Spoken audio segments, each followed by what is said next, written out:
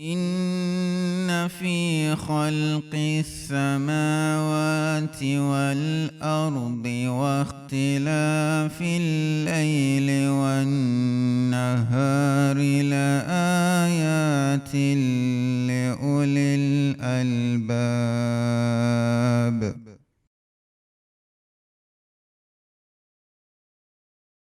Assalamu alaikum wa rahmatullahi wa barakatuhu. You're most welcome to Islam and Science on MTA International Africa. Today on the program, we are discussing microbiology. And with me in the studio to look at the topic are Dr. Kobna Ejopon Osman of the Kolobu Teaching Hospital. Dr. Assalamu alaikum and welcome. Wa alaikum salam. Thank you. And Muallim Abdul Ghafoor Said of the Ahmadiyya Muslim community here in Ghana. Muallim, assalamu alaikum wa rahmatullah. Today, Dr. Saib, we want to look at a topic that is perhaps not familiar in the series that we have been examining so far. And if you would help us to start by looking at microbiology, broadly speaking,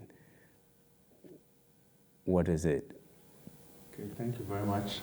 Microbiology, microbiology is formed from two words.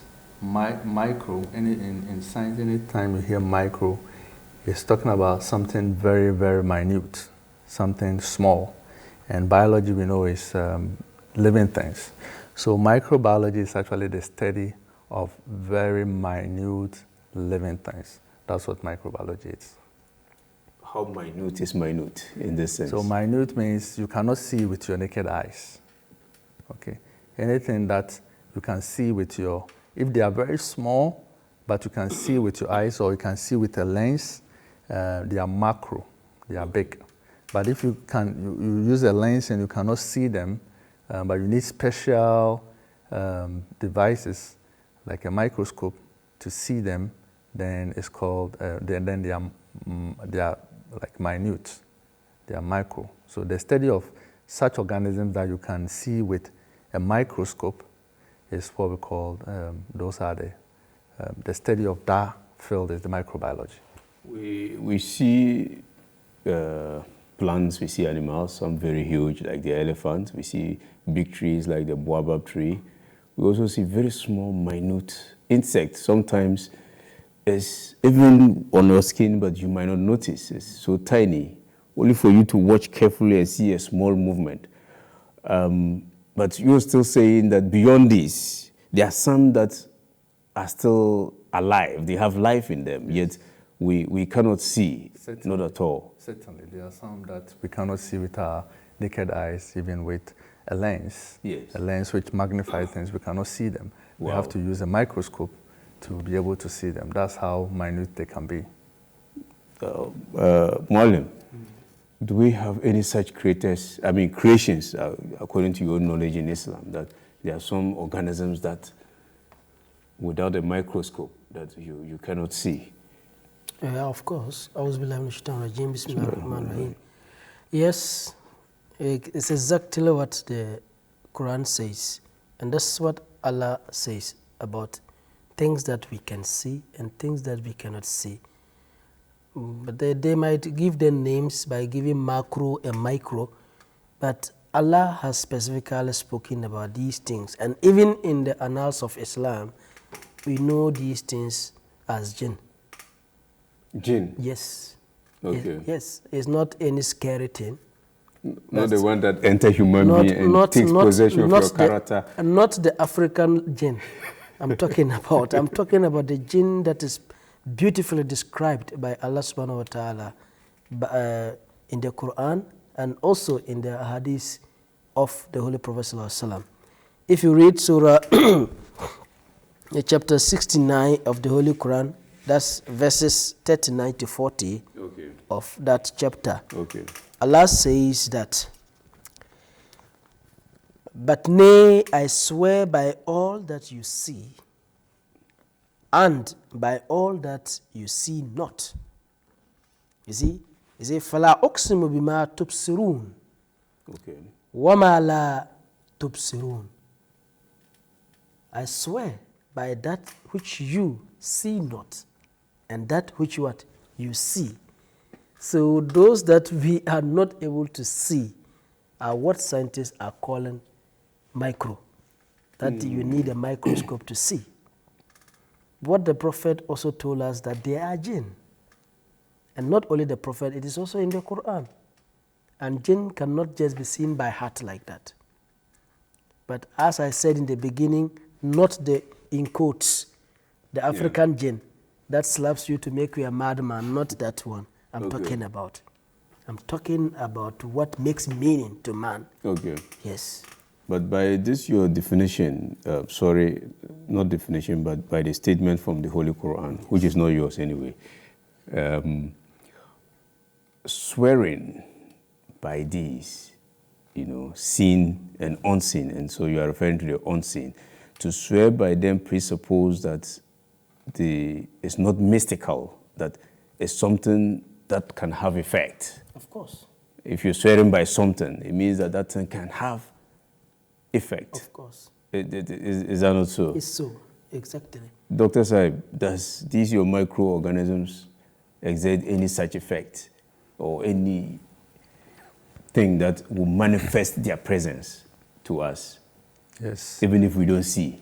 Yes, definitely. You know, the microorganisms, they live everywhere. Okay. They are in the air. They are on the surface. So this surface that we see, they are microorganisms just that we can't see with the eye. They are even inside us. Okay. They are inside our bodies? Yes, they are in our bodies. They are in our mouth. They are in our stomach. They are in everywhere. Okay. Some of them are there as part of us, as part of us. They live with us. And they do useful things for us, actually. They do useful things, some of them. But some of them, too, can harm us. Okay, so they can enter us and harm us. Or even those that are in us that do useful things. Sometimes if they are not in the right proportion and they overgrow, they can cause harm to us. Yes, so they are there. It's just that we can't see them. So they believe in they being in existence.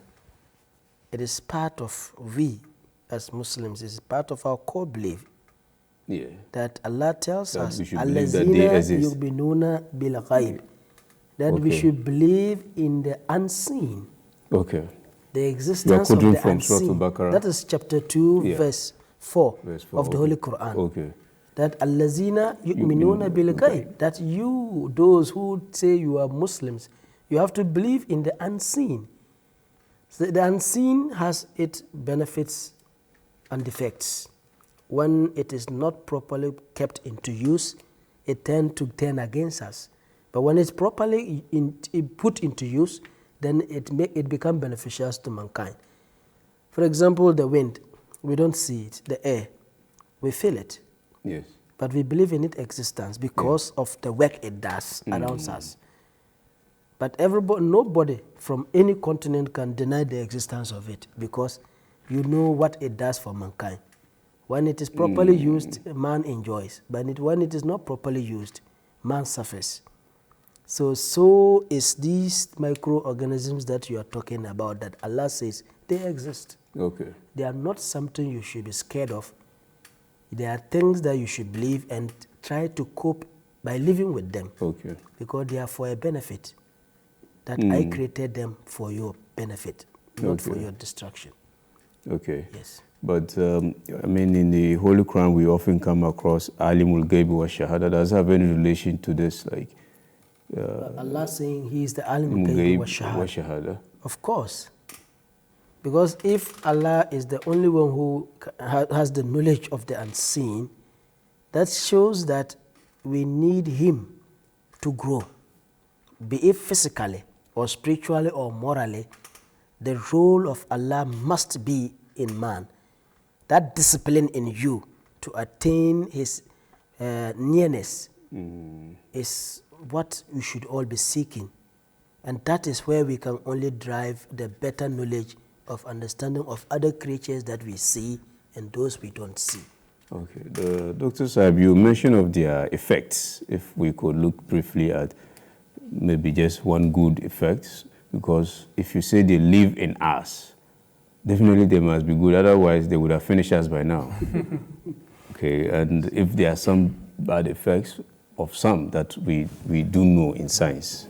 Yes. So one good effect that I can set as an example is some of the bacteria in us, in our digestive system, or what you can say the gut, helps to produce some important vitamins. Okay, and the example is vitamin K, and vitamin B12. These are vitamins that when we eat food, we can derive them, but without the bacteria, we cannot. They cannot form. Okay. They cannot be made in the form that the body can absorb. Okay. So it's very, very key that when you are deficient of this bacteria, then you can be deficient of these vitamins as well. Okay. So this shows how important these bacteria are. We don't see them. If you cut the gut and look at, you won't see them, but they are there. All right. They produce this effect for the body. What about any harmful effect? Yes, for the harmful effects, there are so many of them. Okay. We know that the bacteria, when they are not supposed to be in a place in the body, then they can cause infection. So for instance, you breathe in a bacteria that will go into your lungs and will start causing effect, then it will cause pneumonia. So that's an effect that a microorganism can cause to the body. It can cause an infection like pneumonia. Okay. Yes. That's great. You've mentioned bacteria as one of microorganisms. I believe there will be several others. Yes. I will come back to you on it. But Murabi, before we look at the different types of microorganisms, these effects that Dr. Saib is talking about, does Islam warn us against those harmful effects, or does it encourage us in which ways we can gain from the good effect of these organisms? Yeah, of course. You see, one of the teachings of Islam is cleanliness. Okay. Islam says that cleanliness is part of your faith. Okay.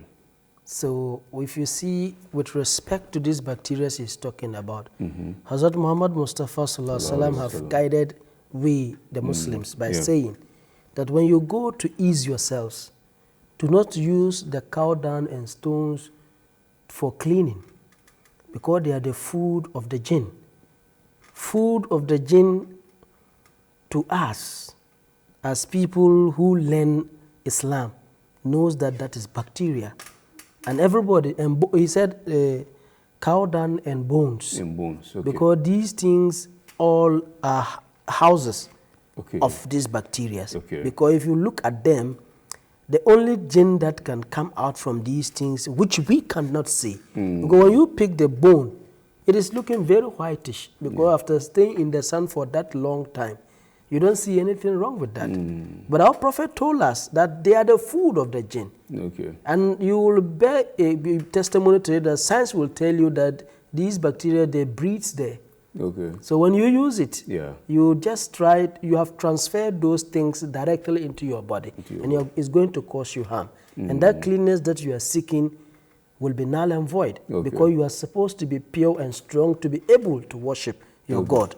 So being weaker by transferring these things to your body will not make you to stand and worship your Lord properly. Okay. Yes. So these genes, which we now know as microbes or microorganisms, are what the Holy Prophet were referring to. That's what you're saying. Exactly. Not any other gene that anybody is talking about. Yes. Because you can't find that non-existent gene. Okay. Because you can't translate it. Because we have been hearing about this before we were born, and when nobody has been able to grasp the sight of one gene. But what we are talking about now Yeah. It is something that science proves, and it is something that science has supported. And that is what our prophet said long ago. Before today, scientists are able to even dig into it and tells us how they are able to figure out those things and the effects on our bodies as well. MashaAllah. Dr. Saib, you mentioned bacteria. Okay, that's as a microorganisms. Is it the only one we know, or there are different forms? Just like we see in the animal world, you have different animals. In the plant, you have different plants. Yes, so there are other microorganisms as well. So there are viruses and there are fungi. Okay. All these organisms cannot be seen. They are microscopic. We know that all of them too have their effects on us human beings. Even among the bacteria, there are different forms of bacteria. They come in different shapes. You know, some comes in a rod shape, some come in a spiral shape.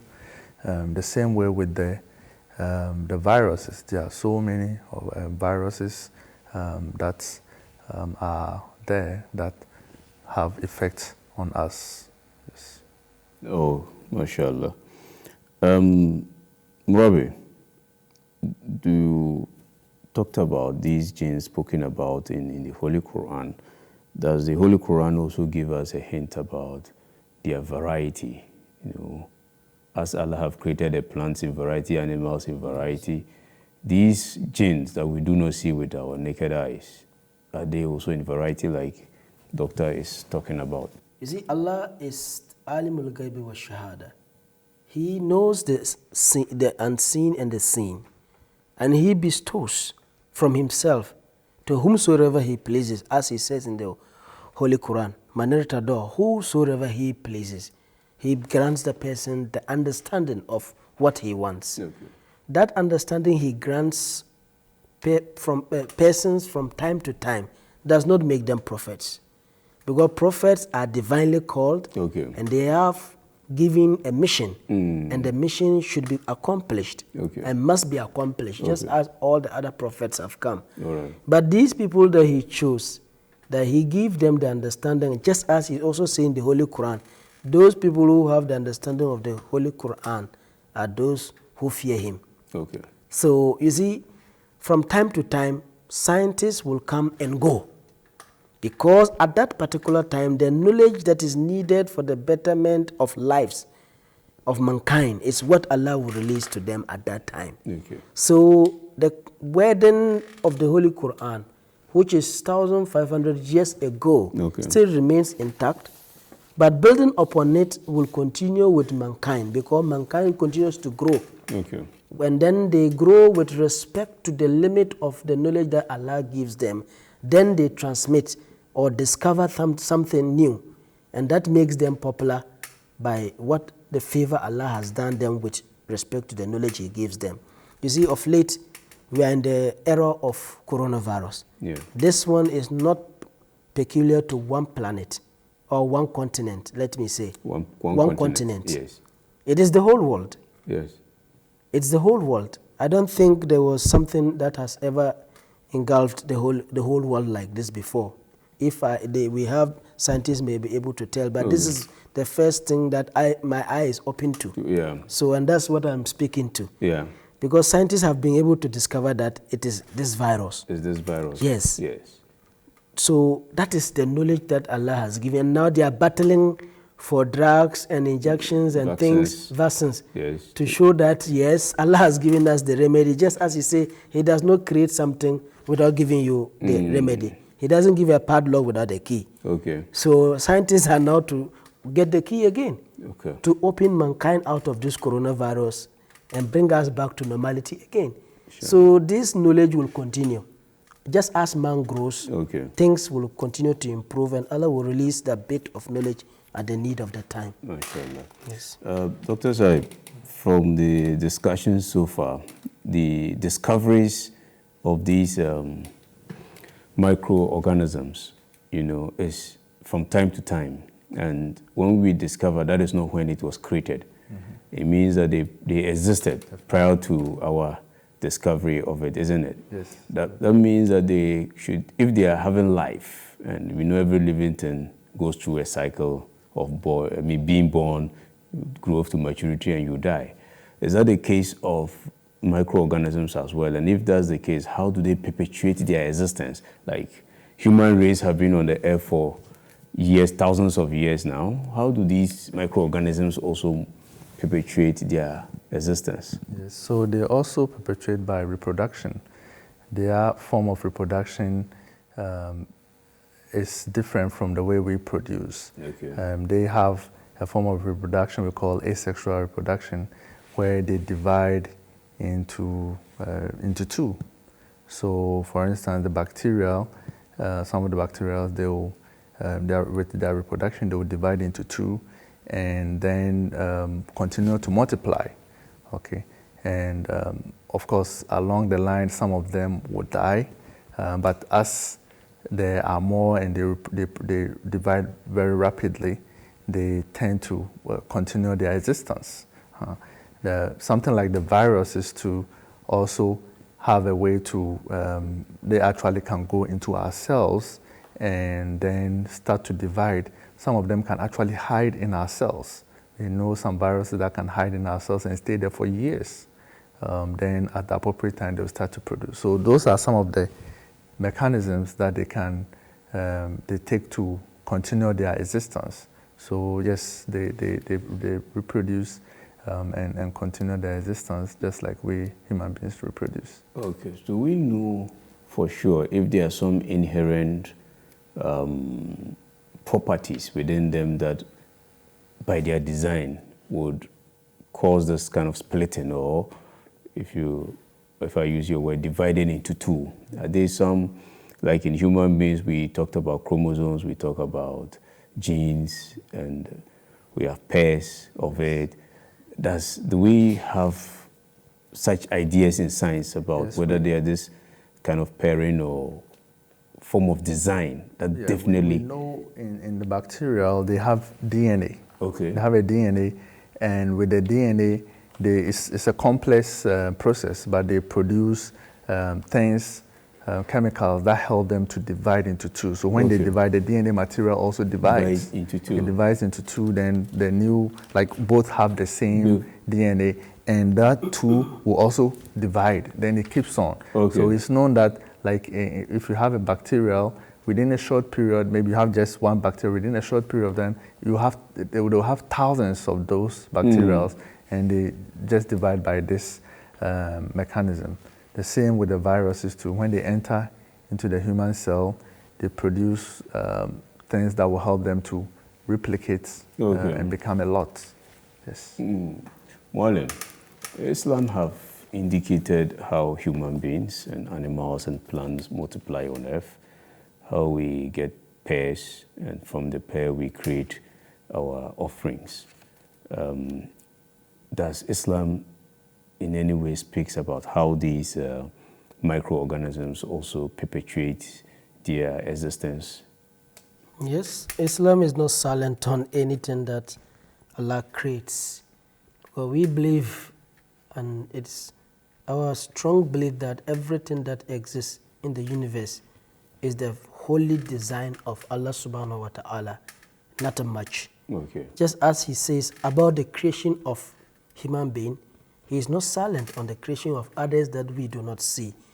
And he says he is the one who can see and the unseen as well. Yes. The seen and the unseen is all his creation. Yes. So he continued to say in Surah Al-Yasin, in that's chapter 36, verse 37, he says, "Holy is he who created all things in pair." In pairs. All things underlined. So all things include this micro or macro. There's no exception. All living things, he created them in pairs. So if he says this, who are we to dispute that? And that is exactly what science will find out about. Science cannot contradict this. If they contradict, they will not be able to get results. They just need to build on this to get results. But anyway, after this, you can't get any positive results. You keep trying until he grants you the knowledge. Then you'll be able to build upon what he says. Yeah, it's amazing how this verse you've quoted have not given us any exceptions. So At all. At all. All things. All things, those that you see and those that you are not able to see. Okay. He said he created them in pairs. MashaAllah. That is underlined. Okay, thank you very much. Dr. Saib, our time is up. It's interesting when you are listening to how scientific the Holy Quran is. Sometimes you read the verses, but you don't see how scientific it is until we have people like you to give us the science, and then we immediately see that Allah indeed is the greatest scientist. And thank you very much for coming for the show. We would continue Islam and science, looking at the relationship between Islam and science, and things that scientists have discovered that Islam have talked about, as well as prophecies that Islam have laid that science is yet to discover. So keep watching this program to discover more about Islam and science. Assalamu alaikum wa rahmatullah wa barakatuhu. Wa alaikum assalam wa rahmatullahi wa barakatuh.